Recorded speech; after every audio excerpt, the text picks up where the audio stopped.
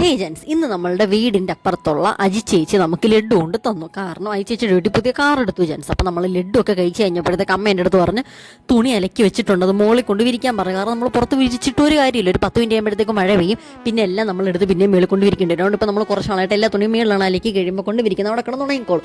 അപ്പം ഞാൻ എല്ലാം എടുത്തുകൊണ്ട് പോകുന്നു, കൃഷ്ണ കുറേ വീഡിയോ എടുത്തുകൊണ്ട് വരുന്നു, വെയിറ്റ് ചുമക്കുന്നത് ഞാൻ, ക്യാമറ എടുക്കുന്നവള്. അപ്പം നമ്മൾ നോക്കുമ്പോൾ പൊടി മഴയത്ത് അമ്മ ഇരുന്ന് ചെടി നടന്നു. അമ്മയുടെ ആ ഒരു ഡെഡിക്കേഷൻ ലെവൽ കണ്ടിട്ട് ചിരി വന്നു. അത് കഴിഞ്ഞപ്പോൾ അവിടെ ഉണങ്ങിക്കിടന്ന തുണി എടുത്തുകൊണ്ട് നമ്മളിതേ നേരെ താഴത്തേക്ക് വരിക.